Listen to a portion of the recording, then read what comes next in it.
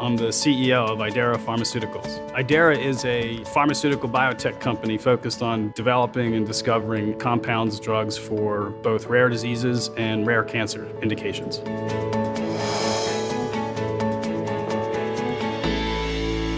What I'm incredibly motivated by is trying to make patients who don't have alternatives, and provide that opportunity for them to live a normal life. That's really incredibly powerful to me. So if we look at this patient, we'll be just shy of 2 years. Yes.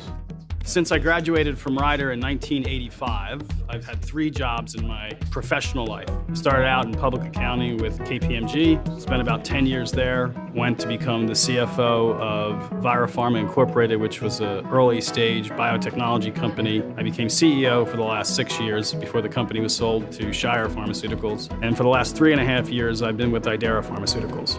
I look back on my career, it's having great mentors and having those moments where some profound things happen that you may not understand or appreciate at the time, and they came back and turned into wonderful opportunities for me. Can we go back to the goals discussion for a second? I chose to go to Rider, and it was Rider College when I was there, because it was a school in New Jersey and it was relatively close to home, and I wanted to go and study accounting at one of the best business schools. Where I see the connection between my days at Rider and my professional career in accounting and what I do now is that you have to solve problems, you have to work with people, you have to be discerning. All of those things are critical success factors, is why I'm able to use those skills to my job as CEO.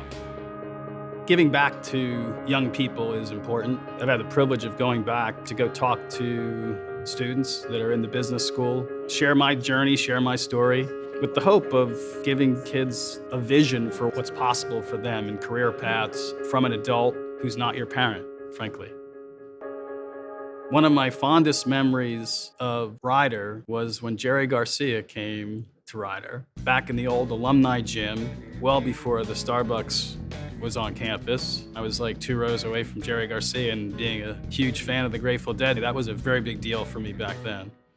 I have great and fond memories of my days at Rider. And Al Smutka, who's by far one of the most dynamic teachers I've ever met, and I can still imagine seeing his hands waving, teaching me about auditing, which I took forward in my career when I went into KPMG. He was a great teacher for me. I would like to offer my congratulations to Vin. As a professor, it's always wonderful to see a former student succeed, and this honor is so well deserved by Vin. It's pretty obvious that he enjoys meeting with and mentoring our students. Vin would always tell the students that he was nothing but an average student at Rider.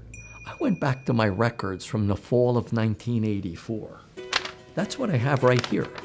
Principles of Auditing, Section C. Vincent Milano. He had the 4th highest ranking among 34 students. I did not consider Vin to be an average student. I think he is really understating how he approached education and what he achieved at Rider.